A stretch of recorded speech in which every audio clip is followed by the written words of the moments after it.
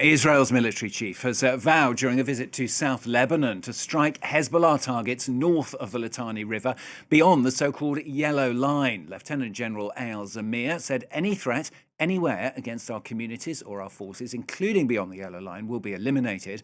At the same time, Donald Trump says he's told the Israeli Prime Minister Benjamin Netanyahu that Israel should only take surgical military action in Lebanon and avoid a full resumption of the war. We're going to cross now to Jerusalem, speak to our correspondent Noga Tarnopolsky, who joins us from there. I mean, Noga, it does seem obvious, doesn't it, that Israel wants to go further in Lebanon, but it's being pinned back by Donald Trump?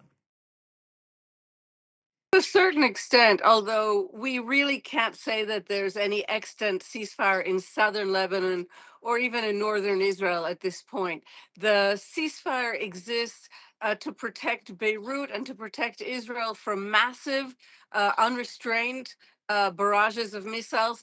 But in terms of ongoing fighting, the reality for people who live in southern Lebanon and northern Israel is one of war. There is an interesting link, though, Stuart, to the report we just heard from Reza in Iran. The only body that has influence on Hezbollah and that could hold Hezbollah back is Iran. And if Iran does not feel that it is making progress or advancing in its negotiations with the United States, if in fact we're heading towards some sort of war of attrition, then it will be very difficult to hold Hezbollah back and very difficult to hold Israel back, no matter what Donald Trump is. He is, in fact, asking from Prime Minister Netanyahu. Meanwhile, Noga, a huge scandal is brewing at the moment, isn't it, about Israel buying grain that's allegedly been stolen from Ukraine by Russia. Europe even threatening sanctions on Israel because of it. Tell us more about it.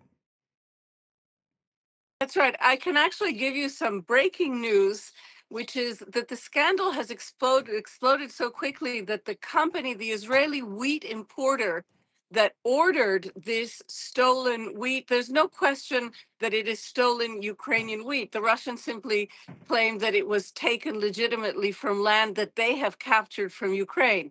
But it is, under international law, stolen Ukrainian wheat.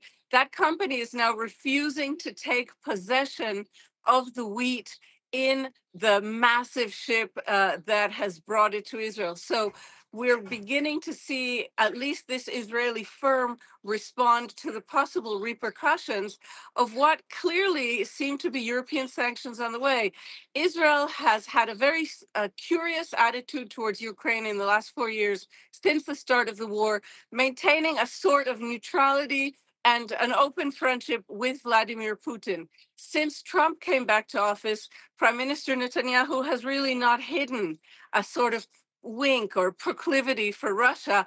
But this scandal now that would allow the European Union to claim that Israel is part of the Russian effort to steal the natural resources of Ukraine, this could turn very quickly into a massive economic problem for Israel. Important to note, as I wrap up, that the EU is Israel's #1 trading partner. So any sanctions imposed because of this abuse of Ukrainian natural product could be very severe for Israel.